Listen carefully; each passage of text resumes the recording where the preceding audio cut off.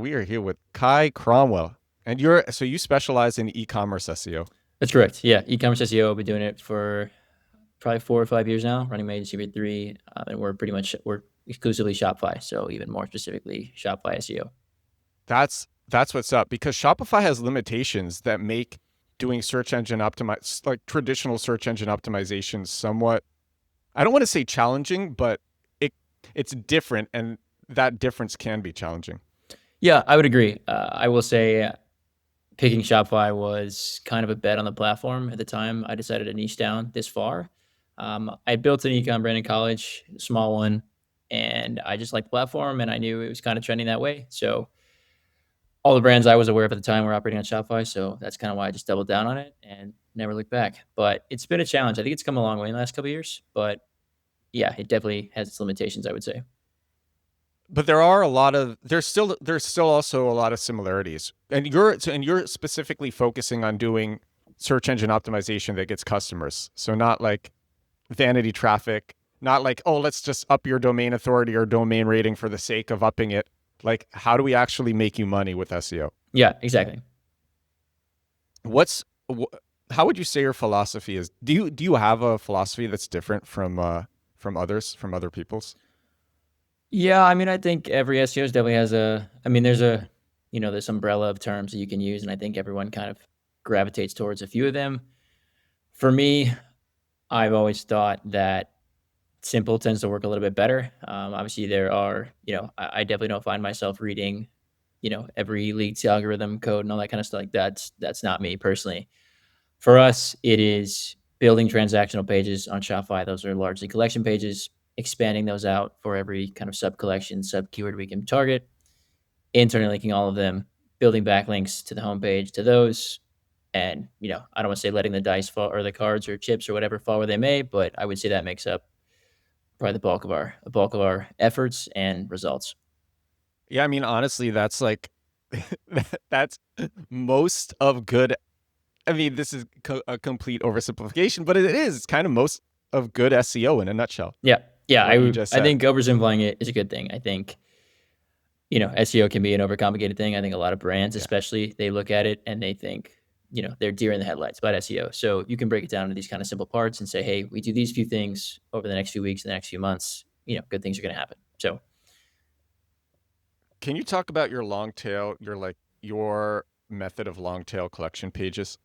sure. It's probably best to use like an example or maybe a few examples. So when most Shopify brands or e-com brands generally set up their store, they really broadly categorize their products. They focus a ton on product page optimization and all that kind of stuff, running ads to it, CRO, split testing, those kinds of things. And they just broadly lump them into categories. Think of like a beauty category, like a beauty brand, right? We just onboarded a brand 2 or 3 weeks ago, and it was just like face, hair, nails. There's like 30 products in each, right? But within face, there's a lot you can sell to a woman for their face, right? You've got anti-aging, you've got moisturizing, you've got hydrating, all these kinds of things. You think about, just lash products. You've got lashes, lash products for thin or for brows rather, for thin brows, for bushy brows, for all these other kinds of shapes and colors and stuff like that. So for us, we look at the big umbrella term. So let's say, like let's say we want to rank for eyebrow, uh, I don't know, eyebrow products broadly, right? That's usually a pretty competitive keyword. It's the biggest one. That's what everyone looks at, right? Our philosophy is it's going to take many, many months to get there. As an SEO, I've always kind of tried to take the route that we don't have 6 to 12 months to get you results because you're going to churn before that. At our agency, we don't do any long-term contracts, purely month to month, which I think is a little bit different from a lot of agencies in SEO. I'm confident we're getting results. So if I tell you you're going to like wait 6 to 12 months to get results, you're not going to wait. So I have to earn you results faster than that. So by targeting, sub keywords, sub collections, we get to deliver results on a faster timeline. We get more buy-in from the client, and we can go from there. So really, it's about breaking one big category down into as many subcategories as you possibly can, targeting those, ranking for those early, driving revenue to those pages, kind of on your way to winning the big keyword. That's kind of our philosophy. This method of marketing is so effective, I had to make sure it wasn't against Google's rules before I kept doing it. It's a form of SEO I call compact keywords. Whereas most SEO focuses on putting up articles to answer questions how, what, when, compact keywords focuses on putting up dozens of pages that sell to searchers who are actually looking to buy. These pages rank on Google and convert so much better than normal that when I discovered this years ago, I couldn't believe this was allowed. It's less work too. The average compact keywords page is only 415 words. Compact Keywords is a 13-hour deep course on getting sales with SEO. A customer recently said, "Each lesson is dense with information. You're giving years worth of experience boiled down into 15 to 30-minute lessons with no filler or fluff. I feel like I'm gaining a new superpower." Compact Keywords is about setting up an SEO funnel that brings you sales for years and years and years. It works with AI, it's less work than traditional SEO, and it makes way more money. You can get it now at compactkeywords.com. Back to the podcast. Dude, I see why a lot of viewers of the podcast wanted you on, because this is exactly what I talk about. So it's like, so you have, it's like, what would every SEO do? They would go out, they would just find the most high traffic keyword that represents their niche and say, we have to have this keyword.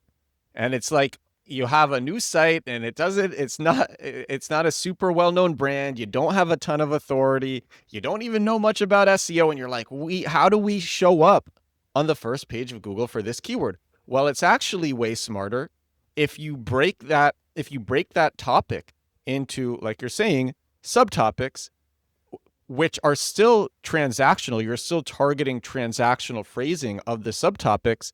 And then you go after those where other people are not going after those. The volume is lower, but the purchase intent is way higher. And those rank fast, and they get you monetary results fast, because you're targeting keywords where people want to spend money. And when they rank fast and they show up number one, now you're getting traffic from these searchers. Yeah, exactly. That's it's kind of always been the philosophy. I think when I first started doing SEO, and I think a lot of SEOs kind of, at least from my experience, working with other newer SEOs, whether using Ahrefs or SEMrush, you start out setting keyword filters, or difficulty filters. You're like, all right, well, I can't go above 40. I shouldn't go below, 10 or whatever it is, right? And everyone just maps one keyword and then they move on, right? They never think about how many more pages they could create down the road. And I think there's a lot of wins to be had in keywords with the search volume. Like, I used to give up on keyword research once the search volume got below 200. Now I will go all the way down to 10, because I think there are a lot of wins to be had in those. Dude, I'll go to 0. Yeah, I'll go to 0. I don't care. Yeah. So I was actually saying, because if you want to go, there are certain buyers where there's just not a lot of them, but they really represent hundreds of users or customers or thousands of customers. Like, you add for government employees or something, or for schools to the end of a keyword. How many people are searching for your product plus for schools? Not that many. Yeah. And keyword research tools could say 0. But you target one of these, you're going to rank number 1. And then when one of these super lucrative customers searches this, who's showing up? It's you. Yeah. I think this is that's especially applicable to high ticket products, right? Because you may get 10 searches a month, or SEMrush or Ahrefs may tell you there's 10 searches a month. But we've worked with a brand that sells $55,000 hot tips. You don't really need many customers to make that a successful business, right? So the more specific you can be, the better off. And to your point, much higher purchase intent, the further you go down, the more specific you get. So yes, you're losing total potential volume, but you're also increasing, specificity and very likely conversion rate. And it's worth noting, this isn't just for standard Shopify sites. Totally. This is for services. This is for SaaS. This is literally for anything. Yeah, I think local. So I started my SEO career in local, local service stuff. Got 2021 or 2022. This is exactly what local service companies do when they build out every single, little neighborhood you can find in their, their main service area, right? They'll have 40, 50 pages linked in their footer. And it works. It totally works. Yeah. And all right. So what would be an example for people listening of breaking down one of these top, more competitive terms into terms that would be a lot easier? Sure.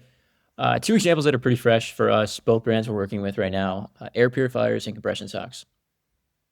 Air purifiers is probably one of the more competitive keywords I've ever had to compete on. There are I mean, the New York Times, I think, is like number 2 result right now. There's a review site up there, there's a bunch of Reddit threads, that kind of stuff. Companies been doing SEO they had been doing SEO for a lot of years, kind of the pre-2023 playbook way, where they were just building a lot of topical authority, driving a lot of top funnel traffic. I think they had like 150, 200K visitors a month, primarily blog and branded. All that went away, and they were like, how do we rank for air purifiers? Well, probably not quickly, and not with the budget we're talking about right now. Now they only sell, I think they sell 3 or 4, maybe 3 or 4 total air purifiers, so 3 or 4 SKUs maximum. We basically we started in SEMrush. We added one, like, had to include this keyword. It was basically the word for, FOR. And so all of a sudden we now had 37 new keywords or 40 new keywords. It was air purifiers for, and it was like allergies, VOCs, wildfire smoke. So that was like use case. And then it was by room type, kitchens, bedrooms, basements, kids' rooms. And then it was by square footage, all the way from 1,000 square feet down to 100. And then we had kind of other modifiers we found along the way, like smart air purifiers, medical grade, things of that nature, right? So I think we added I think it was like 35 or 40, I think 37's in my mind for some reason, but 35 or 40 pages we built out. Same 4 SKUs, unique content per page, internally linked across the board. And it's working. It's working really well. I think the brand's had I think the last 6 months have been consecutive growth in organic search as a result of it, and they're having more clicks, more non-branded collection page clicks than they've ever had. Other example being compression socks, which was a category entirely new to me. I didn't even know that was a thing until we started working with them. Compression socks are used for a variety of things. The main use case I was aware of when I first onboarded, or we onboarded them, was for varicose veins and for people who are overweight. Well, if it's compression socks, like, those are the 2 biggest ICPs. However, they're good for running, they're good for traveling, they're good for tendinitis, they're good for gout, they're good for POTS, like all these that help, like nurses, surgeons, people working on their feet all day. So we took the same 10 or 20 SKUs, whatever it was, and we just built out as many long tails as we could find. And it works. As I said, I think someone searching for, compression socks for a sprained ankle or for long haul travels, like, they're more inclined to make that purchase and they're closer to making that purchase than someone just in the broad compression search category. Do you ever go after, rather than just like appending for, which is a great strategy, do you also list the benefits? So maybe compression socks are what people want, or like an air purifier for a specific thing is what people want, but they don't know that that's what they want. So you target the benefit that somebody might be searching into Google, or like the outcome. Because people will Google outcomes trying to figure out how to get there. Yeah, we do some of that content. I will say it's probably gotten a little bit trickier now because there's more AI overviews in those kinds of keywords. And also the search intent, I would say, at least in the medical categories, like air purifiers and compression socks, both being in that niche, tend to lean a bit more informational and a bit more conservative than a transactional page, right? If you're looking for a beauty product, probably have a better chance of a transactional page working out for you. We have had a lot of success, though. It depends on the category, right? Depends on the category we're in. Like we did with a puzzle brand who has like 12 or 15 puzzles. We basically spun up best, like, I think it was like their top 12 SKUs, and we basically wrote like 30 articles, and it was best board games for, and it was, Christmas, date night, game night with your friends, like grandparents, like all these kinds of things. And just the same 12 SKUs, just rotated out with, variant descriptions in between. And it also works really well. The benefits thing, yeah, I think it'll be category dependent. We haven't had as much success with that. The other modifier we use besides for would be something like shop, online, buy, sale, discount, wholesale, if the company's got something like that, or bulk even. Like the Precious Stock company does a bulk sale. Hot tub companies, we work with like a door furnishing company. They sell things in bulk to like construction workers, or like contractors more accurately. So we'll do kind of those modifiers as well. And products can be referred to in different ways Totally. as well. Totally. Yeah.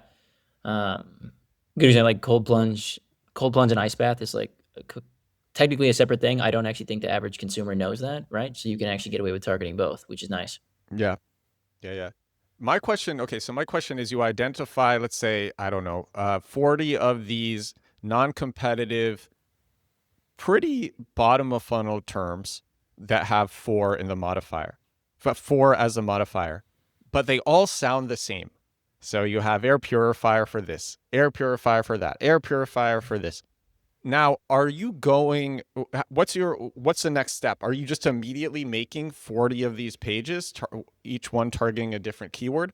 Are you putting up these pages but putting up other pages in between? Are you putting up these pages while you're doing link building and it's kind of like a gradual process? Or are you just like, you take these 40 pages that you want to have up and then a month later all 40 pages are up? And does it also differ by how old the site is and how much authority it already has? Yeah, lots to unpack there. I think let's start with kind of the velocity we go after. So we kick off with a brand, right? We have a kickoff call 96 hours from the time we start. Our goal is to get all the keyword research for the next 6 months done in those 96 hours. That may be finding 40 new keywords in your example. It may only be finding 20 new ones. It'll totally depend on the brand. Now, in the first month, our goal is to get all of the new, like existing money pages, products, or categories that we've identified that can be updated. We want to get those updated on site in the first 30 days. Depending on that volume, we also want to get new pages being built out. Now, I would tell you, we have done as many as 100 pages, like 100 new collection pages on a site at a time. I would say our average is probably in the 15 to 25 range. Volume, I pretty much Sorry, lay what's the velocity for that? we'll do them all at once. Oh, you do that. Wait. So Like you'll just 15 to 25 pages will go all up you'll at write once. them and then you'll write them. They'll all be drafted, ready for review. Everything gets reviewed, and then you just publish them all on the same day. That's correct. Okay. Yeah. And then how do you get them crawled? Are you submitting Indexing the tool. hub page? We're using Oh, it. Yeah, okay. we submit them all to an indexing tool. I will What say what what tool do you use? we use Ralphie Index. It's one I've been using for probably 6 months now. It's, as far as I know, the one that has not gone down at all recently. So, big fan. Um, I will say, like when we talk to the client about how many we've got and how many we want to publish, pretty much lay Wait, out. I'm sorry. You submit each one of them to an indexing tool, or do you submit the hub page to an indexing tool? We submit each one. And are you submitting them beforehand to Google Search Console, or are you letting Google Search Console discover them with the indexing tool? Or are you letting Google discover them with the indexing tool? We're pushing them straight to the indexing tool post publishing in Shopify. Okay. Yeah. When we talk to clients, and I will say it typically depends on the client and their personality, which is kind of a weird thing to say, but we'll basically lay out, if we're going to publish all these pages at once, we're going to have to lean more. If we're going to publish, 25 or 40, we're going to have to lean more on AI for this and less human editing if you want to get these all up and running. If we want to publish down to 15, we'll have way more quality control in these. And Clients, what's the length for these? On average, probably like 350 to 500. I've only seen one or two categories where it's been a lot longer. We've sold like a bong company. The average word count was like 1,000 plus. Air purifiers is like the main air purifier term is a little bit longer. It's like I think 800 or something like that. But all the subcategories of air purifiers are much lower. But as far as like publishing with clients, like we'll basically lay out like, hey, we got all these out there. The more we do, the faster we can publish. The less we do, the better quality control we have. And we also lay out, kind of the implications of publishing fast, and that it's not all going to, these pages aren't going to be on page one immediately. We're going to have to come back and update them in time. Typically, younger clients, younger brands are like, hell yeah, let's do it all at once and like let it rip. Other brands, older brands, whatever that age group may be defined as, tend to be a little bit more conservative. Totally fine with us. This is all alongside of our backlink building and any existing on-page work we're doing, as well as the technical work comes first, and then pretty much we launch the backlink stuff and the on-page stuff. What can you say about using an indexing tool? Because I think a lot of listeners might not be familiar with it, and I don't want to explain it for you because I don't want to say it in a way. Yeah, I'll let you explain it. Sure. I will say it's not something we used for. It's not something we used at the start of our agency. It's something we probably picked up in the last 12 months or so. As I said, we've been using Ralphie for I think 6 or so months, and we really like it. The reason we used it is to publish this many collection pages at once for clients, it's unlikely that unless you've already got quite a bit of traffic on the site or you're pretty aggressively building backlinks to internal pages, it's fairly unlikely that these pages are like with link insertions. It's pretty unlikely that a volume of like 25 pages is going to get indexed quickly. And as I mentioned, partly the reason we use it as well, we don't have long-term contracts. So we have to kind of, prove our worth early on. The other benefit of this is if you publish a page and it doesn't get indexed, 2 weeks later, you're still wondering where the hell it's at. Well, we've already got data for 2 weeks based on impression data. We can update it, with kind of Google Search Console or SEO gets kind of enrichment data, improve the page there, and then we can kind of, we can iterate off of that within 2 weeks, as opposed to someone not using it who may not even have data in 2 weeks, or at least not a high volume, enough data to make any, enrichment decisions. Can you talk about how you do that using Google Search Console data to improve it? Yeah, so we use SEO Gits, which is an extension of that for enrichment. It's just a little bit cleaner of a dashboard. Basically, we use AI to draft our content, and then we have human, like our in-house content team goes over it, right? Now, if we publish more, as I mentioned, we use less human editing simply for the volume and the speed. AI is not going to get it right the first time. Humans aren't going to get it right the first time, right? What we're doing in Search Console is basically what a tool like Surfer SEO would theoretically do on first pass. We don't pay for any tools like that. So when we look at a page in Search Console, we typically look at the last, depending on the we don't have like a minimum threshold of necessary impression volume to make a decision, but I would say it needs a couple hundred impressions minimum for our workflow to function. Basically, we'll sort all queries by highest impressions within like a 28-day range, let's say. Has to have a couple hundred impressions. We don't look at click data. We do look at average position data. We are then looking to see which queries are kind of in the top 15 to 20 spots that either haven't been mentioned at all or have only been mentioned once, and we're basically going back to the copy, going to Shopify and adding those queries in. So for example, like to use like the compression sock example, right? Compression socks for flying may have been our target keyword. However, we go back in 30 days, find out that people are searching for long haul travel compression socks, and we didn't have it in the copy. Okay, Search Console shows it. We ranked 12th for it over the last 20 days. It has to be in the copy.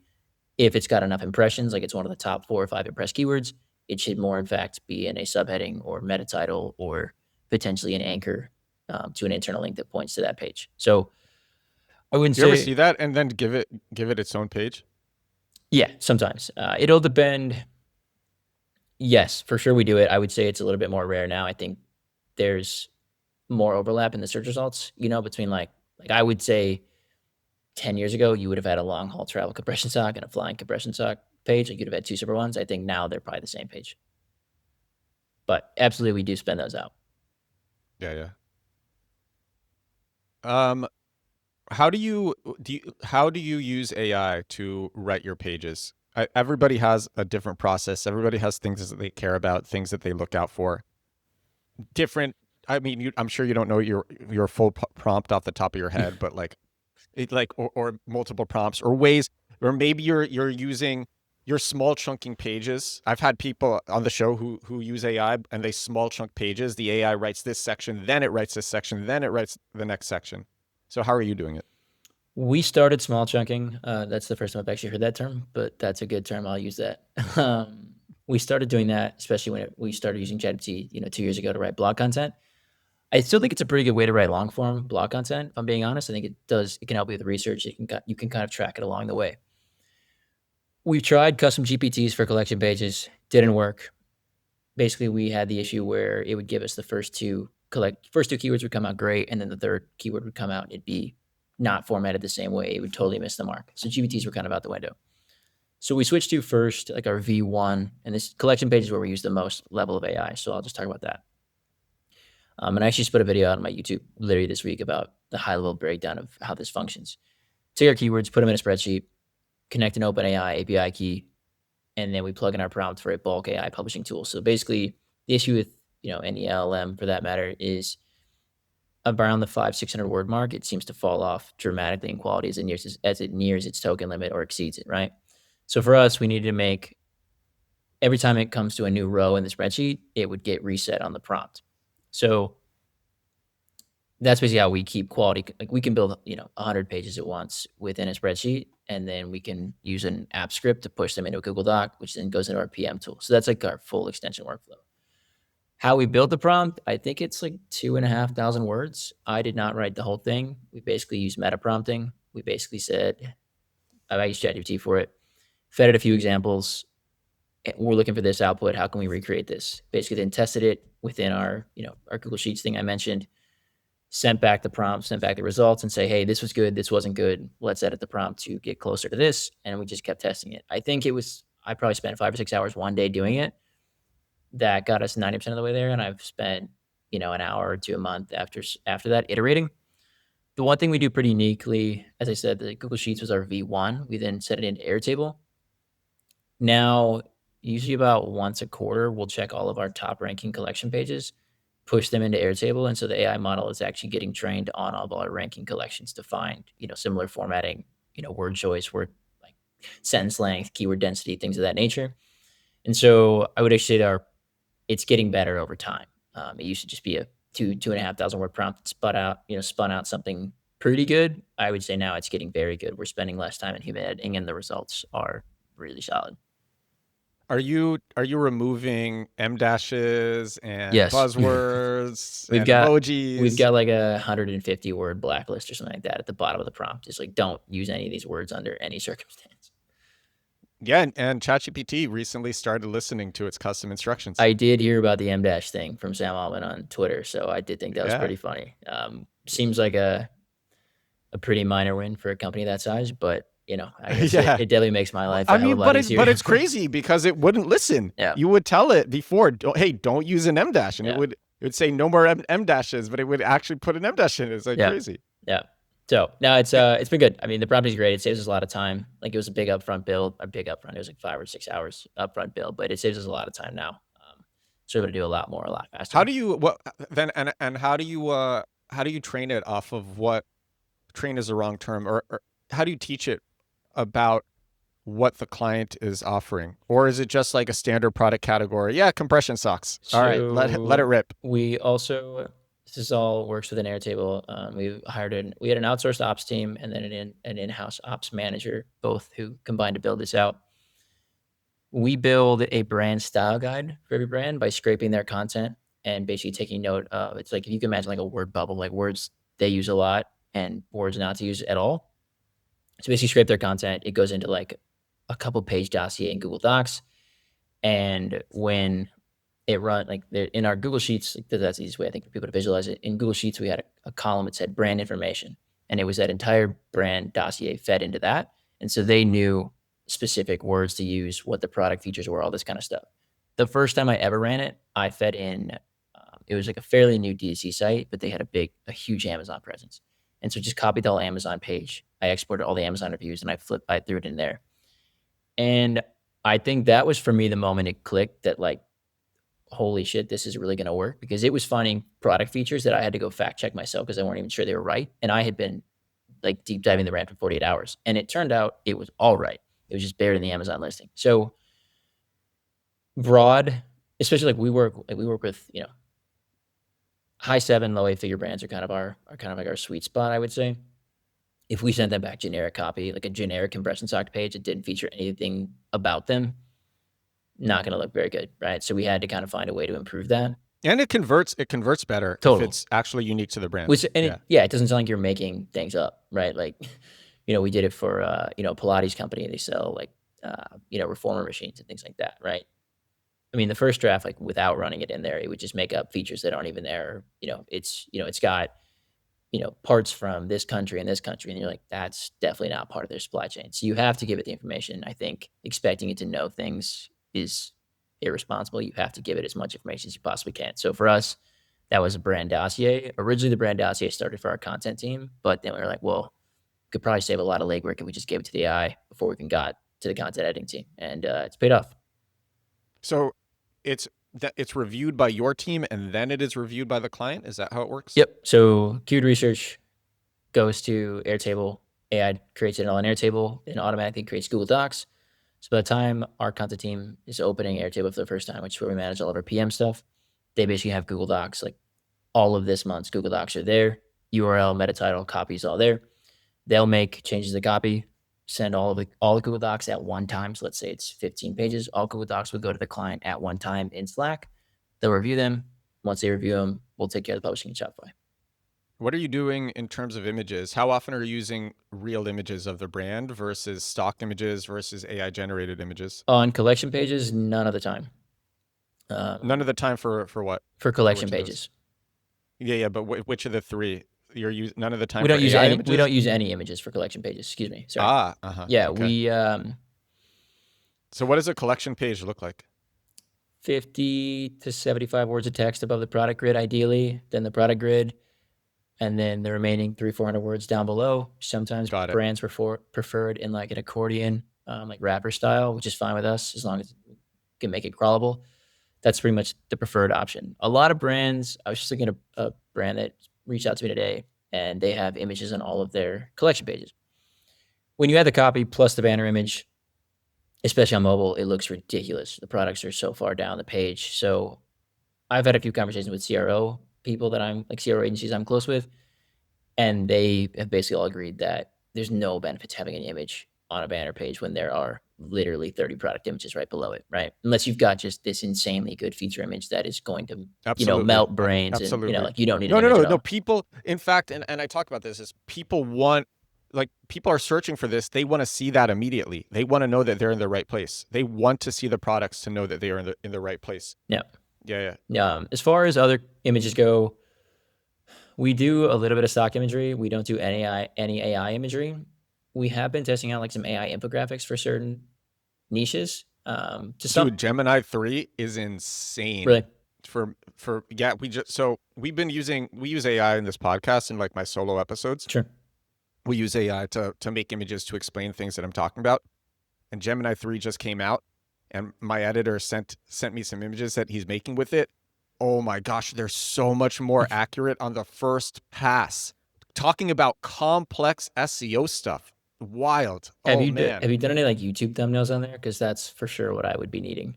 No, I have a thumbnail designer. He uses Nano Banana Okay. very often, and then sometimes he uses AI for other things. Yeah. But I think Interesting. it's actually thumbnail designers are not very expensive. Yeah. No, And, I've used a few. I was yeah. just curious. That'd be an interesting one. But for Nano Banana, because oftentimes like a guest won't have a good headshot or won't have an appropriate headshot. Nano Banana can give the guest a very engaging headshot. Like, oh my God, why does he look so angry? Why does she look so serious? What is she saying? Well, Nano Banana made it. So Yeah. yeah. Yeah. As far as blogs go, we added a step to our workflow kind of recently because we found as we added more brands, especially bigger brands like mid to high 8-figure brands and some low 9-figure brands, there's a lot of cooks in the kitchen, so to speak, that have to look at content and imagery and they get ahead of content, head of design, all this kind of stuff.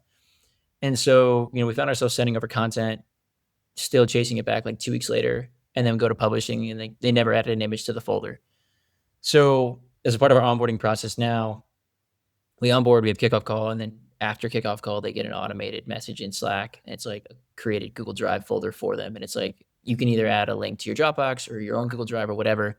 There's any static creative you got, please send it our way and we'll pick through it for each image or for each brand, or each block, excuse me. So that's kind of solved our blog content stuff. We don't go crazy on images, standard featured or banner image on the blog content, which we're doing pretty little of these days anyway. So we don't really require a lot of images, I guess. And so how to what extent when you're done with one of these pages does it actually read like AI? As someone who reads them all the time, I would probably say there's like a 5 to 10% of AI left in it. You can see like certain phrases, of course, that you just know, you like pattern recognition you've seen over time.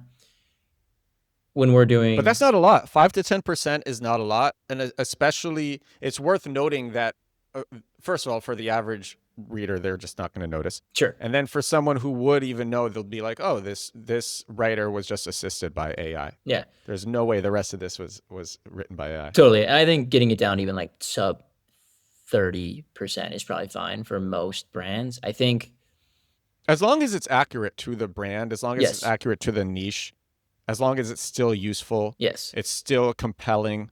Yeah, Yeah. I mean, if you're using, super long flowy sentences and, crazy long words that no one ever uses, like you'd be fine. But even so, I think you and I and everyone in the e-com and SEO, we're like, we live in this bubble where we can point out AI copy right away. Right. But like anyone who's not in that space is like, is this AI?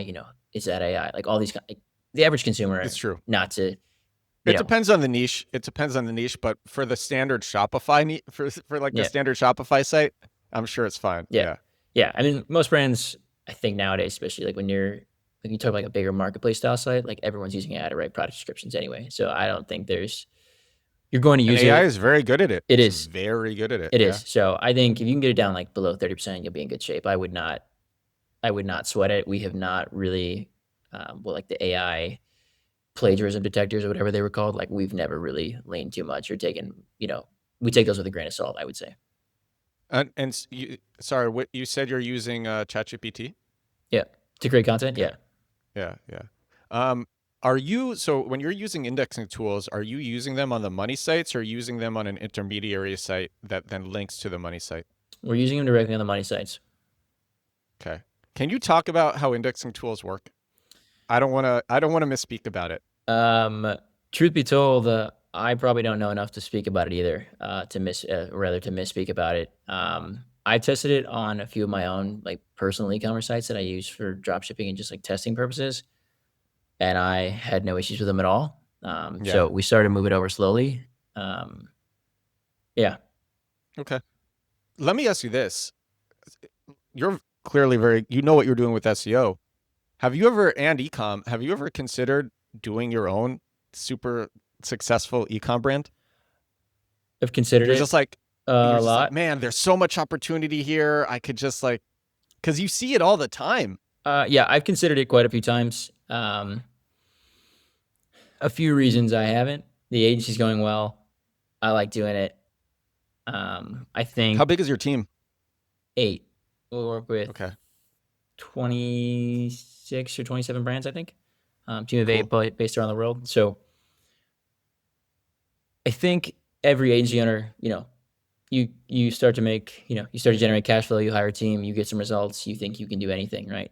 Especially like in your, guys in their But early. dude, nah, I mean, I can just tell talking to you, like you could clearly crush with an ecom brand. I mean, you could probably make some like legacy brand that's like a real brand where people hear the brand name and they associate it with whatever your brand has come to mean over the years and decades. Like I can tell somebody like you could just be like, "Oh my god, he made that? What? That's crazy." I appreciate that. Yeah, the other thing too. I mean, you hear about the finances and the financials of e-commerce brands, right? That's And true.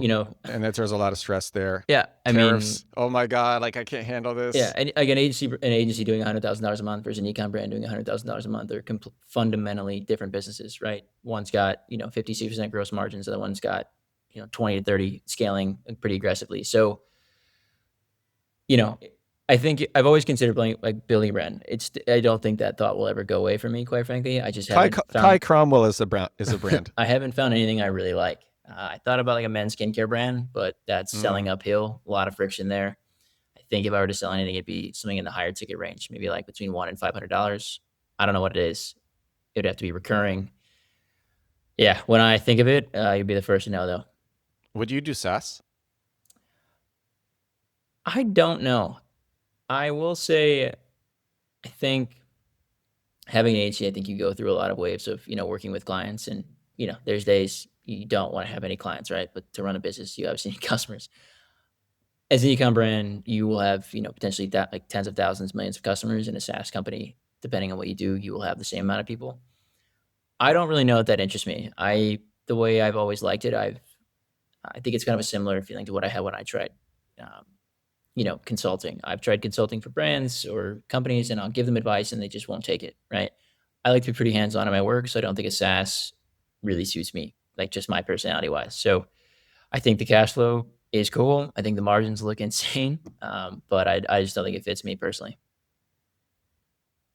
All right, so this is a fan question. Great. Actually, the first one that I started with about the long tail collection pages, that was a fan question. That Okay. was a question from viewers. Another one is, all right, so if a B2B e-commerce business has limited resources, like a small team, modest budget, and they want to prioritize SEO, what growth levers would you recommend focusing on first?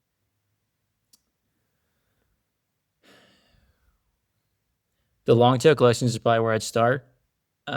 We've worked with, like, I mentioned that expensive hot tub company earlier. I mentioned that door company earlier. I think there's another one I'm missing out on. But we tried to, like, help them build out like a wholesale wing of their business. So for doors is a little bit easier because you're selling, $800,000 doors. So building out like wholesale bulk for contractors, things like that. I think as a B2B ecom brand, you're going to be turned off by the search volume a lot. You made a comment earlier that you target 0 search volume keywords. I would pick apart your audience with a fine tooth comb, and I would build a landing page for every single one of them. It's probably what I would start with.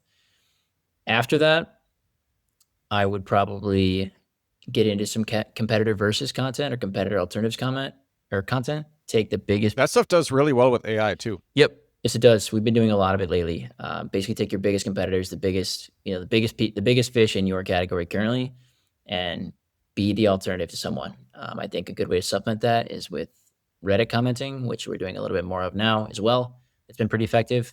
I think Reddit's a pretty good place to make your mark, both in high competition, high volume SERPs, as well as obviously contributing quite a bit to your LLM visibility. So How did you build that out? Like, so do you have people on your team, or do you have an external agency that handles Reddit? currently both. We bought a handful of Reddit accounts. The infrastructure setup, I'm sure but built that out. We've got a team of VAs. And then how many was it difficult to actually find a reliable seller of aged Reddit accounts? Yeah, we bought like 1 or 2 from each seller, tried them all out, and we just went with the best one. And we Cool. started buying probably 5 or 10 a week for a few weeks. So I don't know how many we're at now, maybe low hundreds or so. Wow. But it's How do you warm them up? Like, cause maybe some haven't posted in a while. Do you warm them up? Yeah, we have like a 14-day warming cycle before we do any promotional content of any kind. And then even so, like after we drop our first marketing comment, we're gonna go add a bunch, like, I don't know, 8 or 9 non-marketing, just purely organic related content or comments. So it's definitely new to us. Also, we're still learning to flex, but brands have been really Sounds excited. like you're crushing it. Sounds like you're crushing it. I mean, I know a good amount about this, and I talk about it very often. So Yeah, it sounds like you're doing a lot right. It was don't know. I wasted a lot of money getting going on it. I probably shadow banned the first like 15 or 20 accounts we had, just kind of getting the reps in. So I mean, and what are you doing in terms of IP addresses? Are you using, because it can be difficult using a VPN. Some VPNs. We're using a residential proxy and an anti-detect browser. There we go. Yeah, all US based. So currently all of our clients using Reddit are US based, but we've got 2 or 3 Australian brands that we're looking to probably get involved with. So we'll obviously change that out. But yeah, it's interesting. I think it's a very good point of leverage for our agency. I don't think a lot of people, actually, I don't know a lot of SEO agencies that are currently doing that as well. So it's been a nice thing. Dude, it's a great point of leverage. Yeah. They like most SEO agencies won't even understand what you said. So yeah, it was weird. It was a few. I mean, I had seen about it on Twitter. I'd heard a few tools. I tried them out. I tried a few services, and then I just went on YouTube one day and kind of went down a rabbit hole. And I was actually traveling one day. I can't remember where I was at, and I went and bought a bunch, and I was like, "We're gonna try this out and see how it goes." Got a little bit too trigger heavy, commenting too early, too fast, and they all got shadow banned. I was like, "Damn." Thought I was providing useful information, but I also had forgotten I hadn't commented in 3 years or something like that, right? So, dude, it's so frustrating too, because like you have to test if you're shadow banned or not, and like you spend all this. It is to get the skill set that you just described. It might, like, the casualness that you said it with might make it sound easy, but that's one of these things. Like, okay, a lot of SEO is made overcomplicated, but what you just talked about is actually quite complicated. You have to have the right buyers. You have to be posting anonymously in the correct ways. Then you have to know how to detect if you're shadow banned or not. You need to know the patterns. You need to know how often you can post commercially, like you were saying, and then how to actually pad those out with normal looking posts. And how do you even comment in a commercial way that still looks normal? Yeah, Everything. it's Yeah. been a learning process. As I say, like we're building that arm of our team. We're using some hybrid solutions with other. There's some other agencies we found that are doing really good work, kind of in the meantime, to supplement our required amount of deliverables we've agreed upon with the client. However, as we get better at it, obviously we're looking to bring it all in house, just because it's we get more control, it's more profitable, all those kinds of things. We could be a little bit more targeted with kind of our campaigns, I guess. We can get into reputation management, we can get into comment seeding. Yeah, reputation management. So I Yeah. think that'll be a big play for ecom brands, both positively and negatively. People leave negative reviews all the time online. How can you combat that with Reddit? And then also kind of building a positive reputation moat, if you will, around your brand, right? I tweeted the other day that like if you've got a terrible Trustpilot score, like you can just build a few Reddit threads and bury that Trustpilot score at the bottom of Google, right? Maybe, maybe not the most ethical thing alive, but it definitely works. I mean, well, it's important that you talk about that because literally, like, I shared this on a recent podcast. Like, there's something happening now with it's like negative black hat AI, where I forget the term that I read, but it's people are buying negative review packages Yeah, to for competitors, just completely fake reviews. And there can be plenty of legitimate reasons that you need to bury bad reviews. And they appear on these websites that won't respond to takedown notices or takedown requests. So you can't take these down. There's real reasons. sure. Yeah. And I will say, like, as an agency, we've run into a lot of brands who, you can kind of tell working with a brand, like if their reviews are, if the bad Yeah. reviews are Oh yeah. accurate, or if or if they're You or can if they're tell from not. talking to a person. Totally. So, like for those clients, like simply we'll just turn it down. Like I'm not going to help you, scam people or anything. Like I refuse to do that for someone, right? Yeah. But if you tell me an honest story about something that happened, and I have seen how the rest of your brand operates, I'll take you at your word for that, and do what we can to help. But there are, we've run into like a few no shippers, which is drop shipping, but you simply don't send the product. Like that's happened. Like What? yeah, we had like one or two brands very very early on, or I just didn't do enough discovery and had that happen. So once we found that out, like, we cut ties. So you run into brands Great. like, ideally, we're not doing it anymore. We're not running brands like that anymore. But, those kinds of things can happen. So Yeah. Um, how are you approaching link building? Are you doing it yourself? Are you going with other agencies for that? a bit of a hybrid model. Yeah, we buy them. We buy all of them pretty much. We do a little bit of reactive PR. I'd say reactive PR probably accounts for like 5 to 10% of all of our links. The rest of them are bought. Of the remaining, of the 90%, 70% are probably link insertions. The other 20% are guest posts. We've got a database. We've got like 2 VAs that are just simply acquiring new links at all time, like basically building out an evergreen database for us to have. Only links that can get like that pass our QA system basically get into the system. So we've got this database. I think it's like low thousands in approved domains we've got that we can go build for clients. Otherwise, we're using kind of agencies and some cold email solutions to build them out. I'd say the bulk of them. If you started your own site tomorrow and it was just you had no team, you had no agency that you were working with, what would you do to build links for that new site? There's a few. Like if I started tomorrow, I mean, I wouldn't. I probably wouldn't. I would not be buying link insertions and guest posting right away. I would probably go. I think there's different terms around it, but like entity stacking, I think is like a common one that gets thrown out. I think Charles Float is the one that uses entity stacking term. So press releases are like, wow, what are they? Press wires also work pretty well to start going. So we'd probably start with that the first month or so. Assuming I was doing a brand, I would be spending money on meta ads, hopefully driving some branded search. Right. So you'd be doing press release and then Press release and entity stacking, I think is what the term is called. I know Charles Float's presswiz.com. I think they just actually launched a service on it. It's basically just kind of like foundational link building, building from IMDb and Wikipedia and all those other kinds of sites that, a normal larger looking site would have. So kind of just to build out the foundation. After that, running branded traffic or driving branded traffic from Meta, ideally, to increase kind of that's the trust interesting. score from there. The more branded How search. would you drive branded traffic from Meta? I mean, if I was starting a brand, ideally I would name the brand. Well, I would know whatever I'd name it, but I'd be getting people. The more money you spend on Meta, the more awareness you have on Meta, the more people will search directly for your brand name or for your product name. The higher that volume is, I would say typically the more aggressive you could be SEO wise, but also just the more built-in trust you have with Google.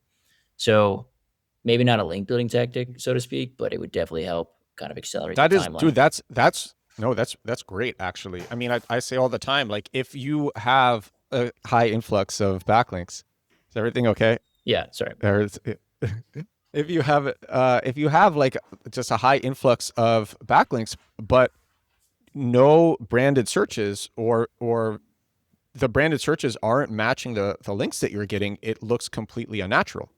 And Google has all the data in the world to tell what a natural backlink profile is versus an unnatural backlink profile. No. And so yeah, you need branded searches. Yeah. And so actually using ads to say like, you know, you're going to get this with this, search this in Google to get it, very smart. Yeah. After that, again, if it was just me, I'd be buying them. I know some solo founders that have done like reactive PR with some success. I think it's obviously a good tactic. I think it just eats up too much time if you're a solo man show. So I would go to a link marketplace and I would pick a link marketplace where I can actually pick out my links. I wouldn't buy a preset package, right? I wouldn't pay, you know, $2,000 for 10 link insertions. Like I would go pick them out myself. That way I have at least the most control I could possibly exert over the link itself, as opposed to relying on, you know, whatever account manager gets assigned to me and wants to make the most profitable, you know, sell for Yeah. the agency. So the more control you have over your links, even when buying them, the better. Yeah. All right. And this is the last fan question that I Okay. have. So, okay, this is what it is. So you've said before, I'm reading it verbatim. You've said before that link building moves up your list of top SEO tactics after internal links for e-commerce. How should that priority change, if at all, when the business is B2B rather than B2C?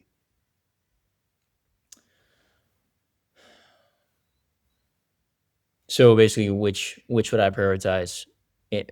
Would backlink building be more valuable than internal linking in a B2B business? Is that kind of the Yeah, how would question? that change? How would that change if you were B2B versus B2C?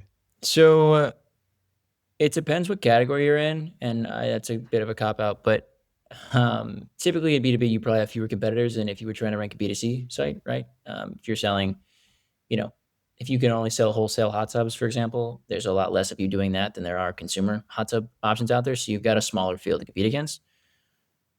It would depend on kind of the category incumbents, what their history, domain authority kind of looks like. I would say you could probably lean a little bit heavier on internal linking, assuming you had like a DR 30 and higher, you could probably get away with internal linking more and lean more heavily on that to close the gap. My belief in most categories is you could probably get to page one with an average domain authority, average traffic could be any number, but average domain authority, you could probably get to page one with good internal linking.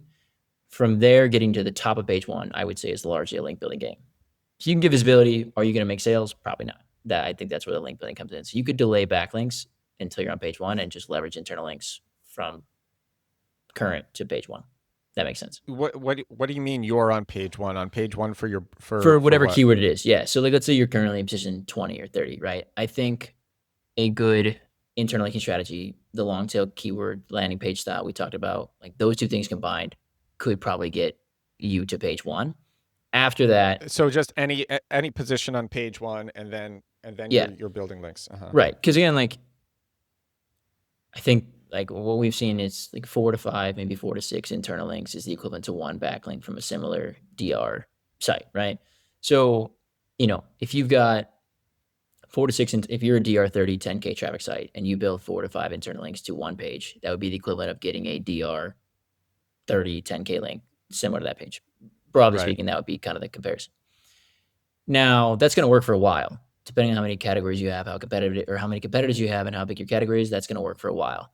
But at some point, the number one result is going to have, you know, a few DR80s, a few DR70s thrown in, and at some point, you're going to have to suck it up and do those.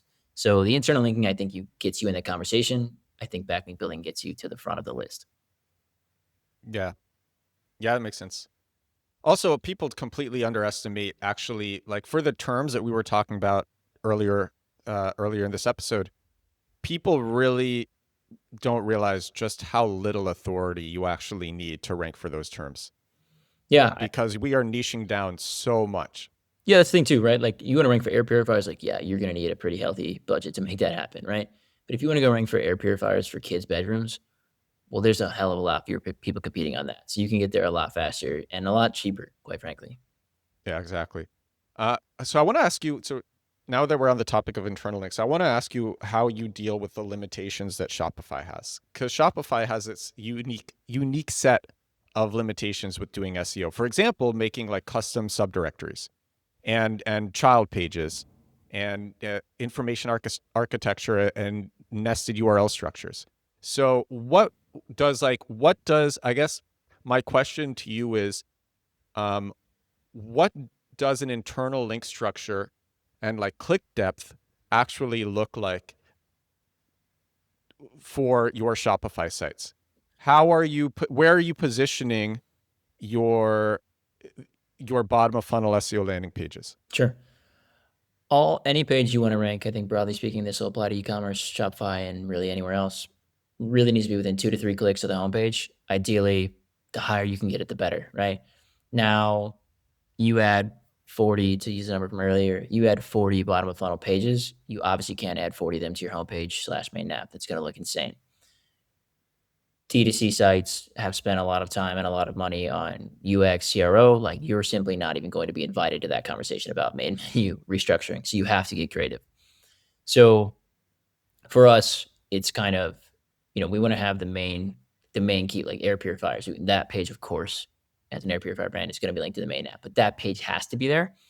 Typically, we'll then build out like a kind of a faceted drop down, and we'll pick like the 2 or 3 biggest subcategories, sub pages of that page to get in there. Things we think we have the, fastest potential or highest potential to rank for and drive the most revenue in a short amount of time frame, right? So let's say 40 air purifier collections, the main ones linked to the main nav, 3 faceted ones underneath it, whatever they may be. And then from there, we spread out our internal links. So every sub page will link back to the main air purifier page.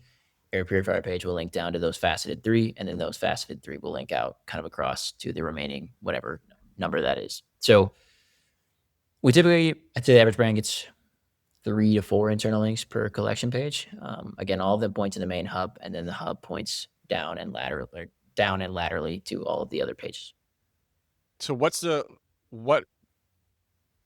is like the click? Okay, you have like 40 bottom of funnel SEO landing pages. So, and some, I guess they have different click depths depending on how, to what extent they're in striking distance and how lucrative these pages are. So for like an average page, what is the click depth? How many clicks does it take from the homepage to get to it? Average is 2, I would say, for us. Mm-hmm. Yeah, obviously, the thing with sub pages too that I think is, like, even talking about it now, I think it's might be lost on some What people. is it? I think so. I have the term hub page. You have the term, I think, sub page, and I think they're the same. They're the same terms. So what does a sub page look like for you? So like air purifiers would be, let's just use the term pillar page, right? For me, a sub page would be air purifiers for kitchens, right? I think the one thing that gets lost when you're talking about all these pages is you're viewing them all without seeing the search volume numbers or the profitability numbers within the brand. You're not you, just generally speaking, you view all sub pages the same, right? Air purifiers for homes may have triple the search volume of air purifiers for kitchens and be half the level of competition. That page for us needs to be prioritized with more internal links and a higher click depth, right? As you get further down the list, if we've got a 20 search volume keyword, that page is going to be near the 3 click, maybe even 4th click depth if we decide to build it out. So we basically prioritize. So you would have 4 clicks. Wow. In some cases, yes. But again, like if we're starting, like air purifiers, I think gets like 90,000 searches a month. And then the top, 5 or 10 pages get probably, their top 5 or 10 keywords probably get 10 to 20,000 searches a month. Those keywords are, of course, the most important to us. So they have to be higher in the architecture than some keyword that's like air purifiers for, ranch houses in Texas or something like that, right? Like that keyword is so niche and so weak of a SERP that I'm fine burying it a little bit deeper, and we can build internal links to it from blogs and things like that to maybe juice it up a little bit. Really? Okay, so you wouldn't use a pillar page to I guess pillar page is my hub page, not sub page. For you, a sub page is a bottom of funnel SEO landing page. The Yeah. sub page is like air purifiers for kids' bedrooms, and that's a sub page for you. Yes. Okay, okay. So so you would actually would you have any of these sub pages that are not linked to in a pillar page, but instead you link to them just with the blog? Yes, it does happen. Wow. Okay. And so you have air purifiers, and that's a pillar page. Yes.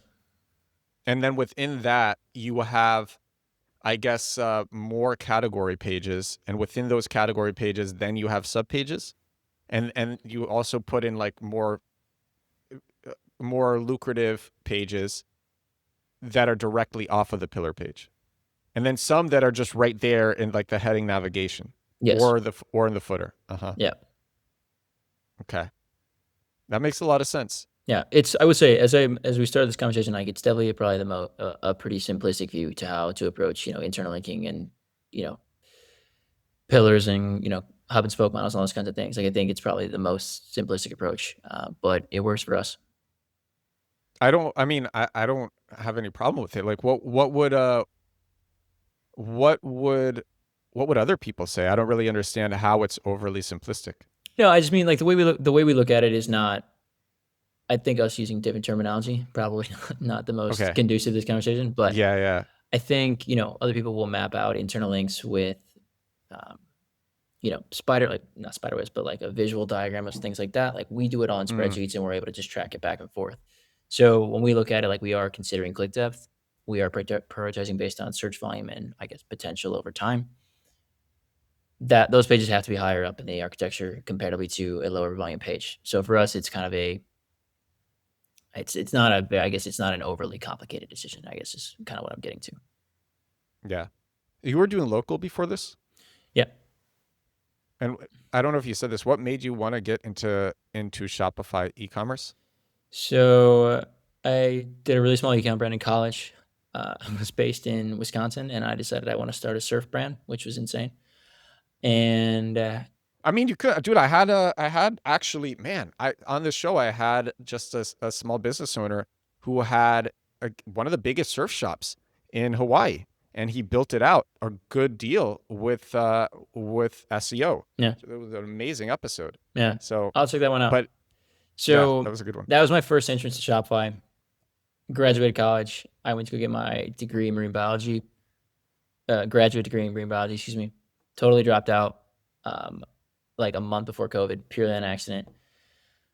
And then COVID happened, and I was like, well, I need to get a job. I was unemployed with an undergrad degree, which is fine.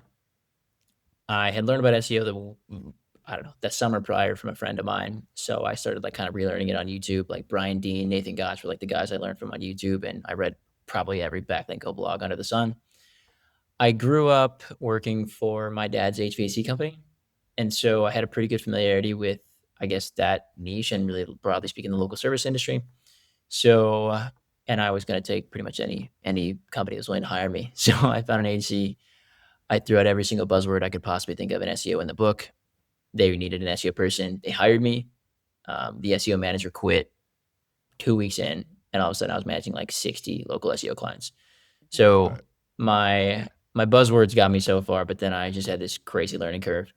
And honestly, I got into Shopify because I hated being a local. I worked with my dad all summers, for 10, 15 years, and bringing like HVAC work. Shout out to whoever can do it. I think it's fantastic. It's not for me personally. So when I got to doing SEO for him, I was like, this is boring again. So I needed to get out and thought back to the shop I ran in college. I thought back to just really liking the experience. And I started freelancing on the side. And I like the CMS. As I mentioned earlier on, I was just kind of a big bet on Shopify early on. And it paid off. Every brand I said, like I was aware of at the time, worked with Shopify. All of my content now is Shopify specific. My booking, like my discovery call booking form, whatever, explicitly states Shopify. I'd bet you 1 out of 50 calls that get booked ignore that. So, yeah. How do I get into it? A lot of random choices at random times, but I like the CMS, and I think a lot of the best brands are built on it. So that's why I picked it. Have you used other CMSs? Have you used WordPress, WordPress for Webflow? local, for sure. I've been experimenting with Framer a little bit. My agency site's built on Framer. I've got a B2B client I consult on that's built on Framer. I don't love it for SEO purposes. Um, I've done some Squarespace stuff way back in the past. I don't know. Squarespace is actually, people don't realize Squarespace is very good for SEO. I had a friend, actually the guy who introduced me to SEO, he built a Squarespace SEO app. It was like the Yoast for SEO. I don't know what it's called, but he built it a couple years ago. It was doing pretty well last time I checked. Yeah, I've also worked on, like, I think I built like a local nonprofit or something in my hometown, like in between freelancing. I built like a site on Weebly, which is, I don't even know if you've ever heard of Weebly, but I've used Weebly. okay. I've used many CMSs, but yeah, absolutely. Yeah. So yeah, as I said, it was, I don't know, I would call it pure luck, but it was just kind of a decision I made early on, and I decided to stick with it. Everyone told me to niche down, and that felt deep enough. So being so deep into ecom, have you gone down the rabbit hole with conversion rate optimization? Now, so like I said, our bread and butter typically is like high 7-figure, low 8-figure brands. Like that's probably who we can deliver the best results for. Almost all those brands already have a meta team, a Google Ads team, and a CRO team. So a lot of agency guys are like, well, you need to build out all these other services if you want to keep scaling. And we never thought about it, but try to maintain a pretty high level of trust with our clients. And I didn't want to give them something unless I was absolutely sure it would be better than whatever they're currently doing. And with CRO, I didn't have that. It was like building out a CRO team would be a lot harder than building out the Reddit team I described earlier, right? Like I could flip the Reddit thing up in a few days. The CRO team would take, probably many months. So not something I've considered. No. If anything, I've thought about pairing with Google Ads because it's just, it's a search agency, but for now we're purely SEO. Dude, so I don't know, do you know who Matthew Stafford is? The quarterback? No. No. So okay, so this CRO, his name is Matthew Stafford. I Okay. had him on the show many months ago. That guest episode, it was before the podcast was as big as it is now, so it didn't get that many listens. It's still one of my most useful guest episodes where I just got the most out of it. Hmm. And so, like, he told me a lot of amazing things. For example, like right after somebody purchases, ask them a question: what was the one thing that almost caused you to not buy? Ask that one question, which is like, man, oh my God, it was so good. He gave me all these, he said, put in a phone number, where like most people won't even call the phone number or text the phone number, but just seeing the phone number will help with trust. Put in a phone number. So I put in a phone number. That helped a lot. 60% of people won't actually look below the fold. So you really need to spend time on your hero and above the fold. 60% of people won't keep scrolling. Yeah. Like you got to give a lot of value right there. Yeah. And another thing that he said, which I didn't incorporate until recently, was he's like, have a post-purchase survey, and here are like 7 questions that you should have.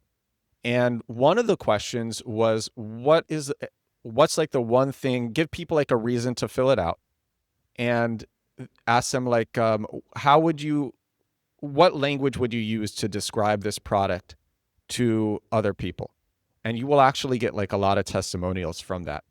And oh my God, so I just put in this post-purchase survey, and I'm finding, I'm like learning things that I never thought would actually create conversions are like actually so good for conversions. I'm getting a lot of customers from Facebook. I had no idea that I'm getting as many customers as I am from Facebook. I'm getting amazing testimonials. And I don't know if this is like, this guy is so Matthew Stafford, he's worked with like 300 different e-commerce sites. So he has best practices from 300 e-commerce sites. And just like incorporating, man, I'm very into conversion rate optimization. I personally like, it is so interesting to me. Yeah. And yeah, I love learning about it. I will say and getting better at it. It's probably something I discarded early on in my SEO career. Maybe not discarded. I just didn't give it as much weight, right? But I've been like, there's an agency I work with, a CRO agency that we probably overlap on, and now 5 or 6 brands together. And so like I see like when we want to push a feature live to their site or a new page live to their site, like we obviously have to make sure like we're not getting in their way, they're not getting in our way, things of that nature. So I learned about the tests they run, kind of the common findings they have, and I'm all the findings they like everything they all their A/B tests that win, like it makes fundamental sense why it's winning, right? My first introduction to CRO, like I built my audience on Twitter primarily to start, and I had a single page landing page for my agency for the first 2.5 years, and my introduction to CRO was people being like, "I'll optimize your landing page." I was like, I'm getting 150 people a month. Like, there's nothing to optimize. Like, you changing a button color or what, like, it's not going to change anything, right? So as I started to work with bigger and bigger sites, like bigger and bigger clients that are getting, millions, tens of millions, hundreds of millions of visits a month, the CRO stuff started to make a lot more sense to me, right? It just, I hadn't seen it executed on a scale to which it would, be statistically significant, I guess. I see. Okay. I'll say this. You said like 150 visits a month isn't enough for CRO. I mean, it depends on how bad the page is. It might be like, To be fair, I also didn't want to pay that. Like, I didn't want to pay a guy $3,000 okay. to change a few button colors and say this. Like, I I didn't. mean, yeah, I'm not talking really about like testing different button colors. I'm talking about the best practices that I'd like. It's especially, it's not just button colors. It's Sure, also copywriting. that's reductive. Totally. Yeah. It's copywriting, it's how you're structuring information, how you're selling people. Yeah, not just like no. Button just like button colors is yeah. No. Yeah. I'm saying like actually making pages that sell. And a lot of people will make like crazy I just started following this guy. I think his name is Oliver Kenyon on Twitter. I don't know if you've heard of him. He's I like have this definitely heard of him. yeah, ecom CRO guy, and he posts a lot of great before and afters. And you see these befores, and they're clearly so bad, and the afters. So what Matthew Stafford said to me, and this was part of his pitch that got him on the show. He's like, most pages actually get enough traffic. They just don't know how to convert that traffic. They just don't convert that traffic properly. And I think most businesses, it's probably not the businesses that you work with because they're already established, but especially businesses that are starting, make the most egregious conversion rate optimization mistakes Yeah, I think without even realizing it. copies are really bad. I mean, copies a crazy thing too. I think especially with AI. Like I've opened people have sent me DMs for services or like they'll book a call and you look at their website and in the first 10 seconds you can't even tell what they sell. Like that is the most frustrating Exactly. thing Yeah. out there. I've seen a few agency sites that have that. I like consulted this local business company and I had to ask the person like 4 times what they sell before I could help them do anything. So I think especially like, I mean, to tie it back to like SEO, I like the simple stuff really works. Like if you can be very clear about what you sell, how you help people, like it's going to work. So you're making a lot of these sub pages, as you call them, which I call bottom of funnel SEO landing pages. How often are you doing SEO with a blog? Like with a blog on a client site, Yeah. Because pretty blog SEOs, these are this might be maybe you're going after different keywords. Maybe you're going after keywords that are a lot more informational. The length of the pages are different. The structure of the pages are different. Yeah, I would say pretty little. We haven't done. We've pretty much taken every top of funnel keyword off the table now. Anything that can be answered by an AI overview or people aren't even looking like ChatGPT, anything like that, like, we're not touching any of that. So something, and especially that's even more true if we're competing in like a YMYL space, right? Like if you wanted to rank for like the benefits of sleep was an example, like a client wanted to rank for, I was like, not happening. Like you got to beat Healthline, WebMD, and the NIH. It's just simply not going to happen, right? So for us, we briefly touched on competitor-based content earlier. So for us, there's a few main kind of article structures, article types we adhere to. Competitor versus, quite literally an A to B comparison of you and whatever competitor you're writing about. We also do competitor reviews and alternatives, which is a second article type. It can hijack branded search from that competitor. Any customers who are, or any users who are skeptics or have heard bad reviews, whatever, you can potentially hijack those people in the other brand's branded search into your funnel. We've seen it be pretty effective. I think it's probably most effective in the supplement or beauty space where people are even more hyper skeptical about what's going in or on their body.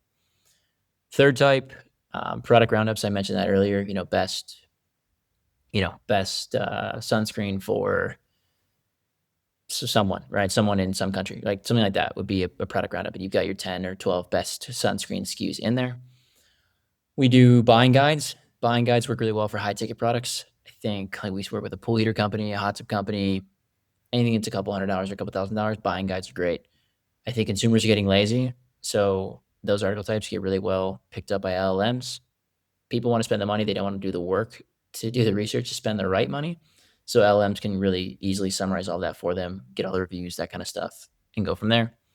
And then we've played around with some like ultimate FAQ pages, like 40, 50 FAQ questions on a page and just adding schema. Okay, it's all right. That's kind of scraping bottom of the barrel for blog content, what we're doing. So competitor versus is usually the star. Product roundups, buying guides are next up, and then FAQs are, I guess, kind of the lowest rung on that list. Yeah, I guess this isn't the right question because of the size of the brands that you work with, and they probably have like blogs that they have blogs that have posted a few times. But like, if you were, I guess, a new brand, to what extent would you use a blog to build topical authority? Probably depends on how big your topic is. I would exhaust every single competitor I had first. So if I was starting a new site tomorrow, like blog content strategy or content strategy generally, Yeah. product pages optimized, all the sub collection pages built out. From there, blog content, I pick my 10 biggest competitors. I would do a versus and an alternative / reviews article about all of them. And then I would probably get into product roundups. So whatever SKUs I'm selling, I would try to maximize those as much as I could. I probably still wouldn't go above the middle of the funnel though, to be honest with you. I don't know, like if I launch a site tomorrow, like a men's skincare brand, like I mentioned earlier, I'm probably not going to go after like, should men moisturize? Maybe I would actually, that's a pretty good keyword. I say that out loud. Like benefits of men's skincare, like not something I would go after, right? Anything advanced by AI review, I'm probably taking off the list. Yeah. Uh, I guess what I was kind of getting at is like, would you use a blog? And also, what you said was amazing. How you're creating these comparison and versus pages. Like, I personally love the um, this is the wrong word, but I like the aggressive SEO nature of your strategy. I mean, Yeah, don't get me I wrong, like that. it definitely ruffles some feathers when we pitch it to brands. Some brands, I mean, don't get me wrong, some brands will get like a cease and desist, and you just got to take the article down. Like that will happen. That is, kind of part of. Really, even if the information that you put up is accurate. Yes, yeah. It's only happened like once or twice in the 12 months we've been doing it. It's very, very low, and it's always like the smallest brand you've never even heard of that's sending the letter. But we're using publicly available data and commentary about the brand. Like it's not in any way slanderous, and I don't recommend being slanderous as you write these articles. Right, that's going to And put and you in a honestly, bad they spot. won't. If you are slanderous, they actually won't do as well. Yeah, totally. But like SaaS companies have been doing this since the beginning of SEO, right? Like Zapier, Loom, ClickUp, Monday, like all these sites are building versus articles for every competitor they've got. So it works really, really well.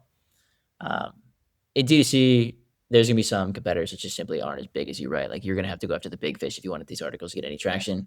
You comparing to a local mom and pop shop's not gonna do anything, right? So Yeah, yeah, yeah. but yeah, it works. I would say Silly probably leans on the more aggressive side, but I do know more e-commerce brands are doing it, and more e-commerce SEO agencies that I'm aware of are doing it, seemingly more and more. So Would you ever put up would you put up blog content about like, why we have this brand, things that we believe in, updates to our product, updates in the industry, things like that? would I do it? Probably not as part of an SEO strategy. Would I recommend a brand do it? 100%.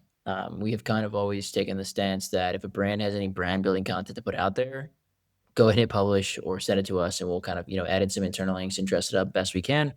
But I think at the end of the day, like we're an agency, right? We're an extension of your team. We have a strategy in place. If you want us to slot in a brand building piece, fine. That means another core piece that we believed deserved to be in there has to wait or whatever it may be, right?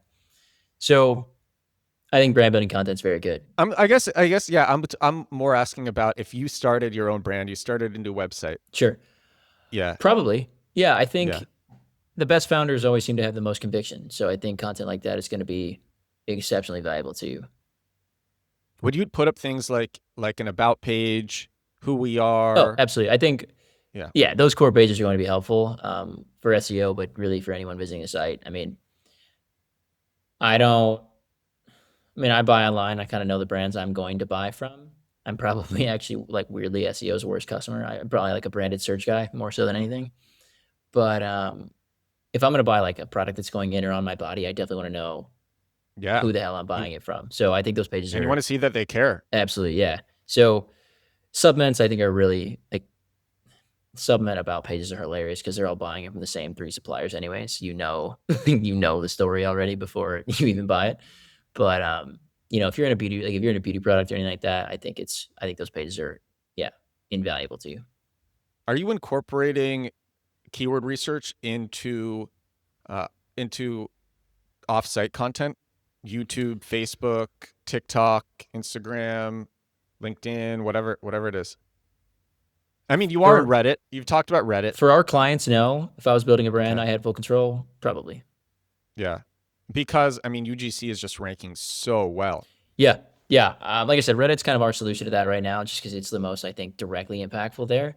Again, all the brands we currently work with are 7, 8, 9 figure brands. They've got their creative muscle and their social media muscles like flexing and operating at full force. So they don't need, I mean, I shouldn't say they don't need it, right? But us getting in there in the way of It's not in their that creative though. flywheel, like, is probably Yeah. just not going to But be the but most you efficient. so would you in the future be like, hey, just add this keyword to the description of like your next video that's relevant? I think, yeah, I mean, I think it's definitely something we consider. I think the the way you said it, you're like, "Why the hell are you not doing it right now? It's such an easy win to get." Yeah, I didn't No, mean no, for you're it to got come off no, like that. dude. I think business advice is hilarious because you hear things like that and you're like, "Oh yeah." Like someone the other day was like, "You should just charge more," and I was like, "Yeah, that's a good point."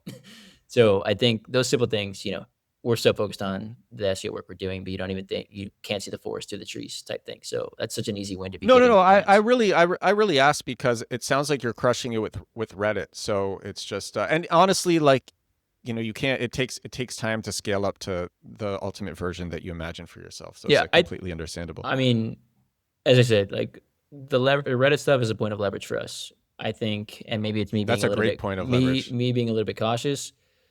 I want to wait till that is fully dialed in, and we've got even better to add this other component in. I think if we can if we can master UGC and master the SEO, I mean, I don't see why we wouldn't be among some of the best SEO agencies out there. I mean, I think if you can put all of those pieces together at one time for a client, I mean that brand's going to dominate search. How long have you had your agency for? A little over 3 years. Okay, 5-year vision from now. 5 years from now, how big do you imagine your agency? Team size, probably still less than 20 people. Um, Number of clients, probably less than 50, 60.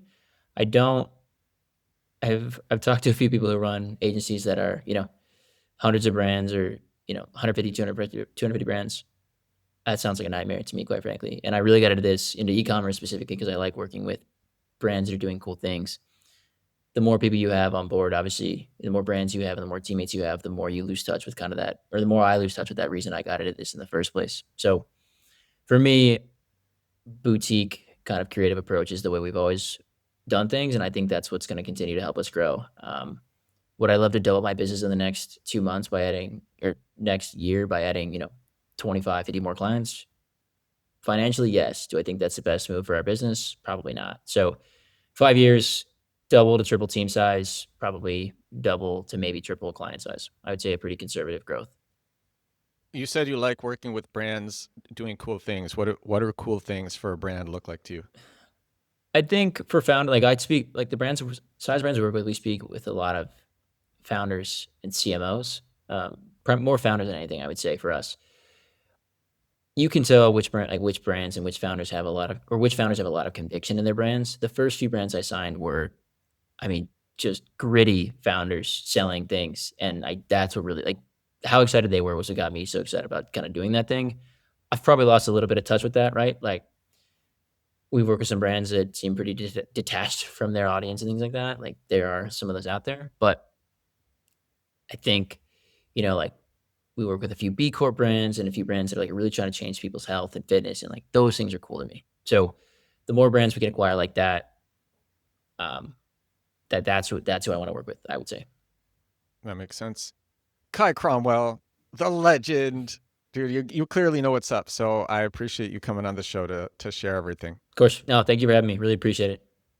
Where should everybody find you? Where should everybody check out your stuff, learn from you? Twitter, YouTube, LinkedIn. Kai Cromwell on Twitter, Kai Cromwell on LinkedIn. I think I'm search Kai Cromwell on YouTube. And my agency website is newseas.co, NEWSEAS.co, for any Shopify brands looking for an SEO agency.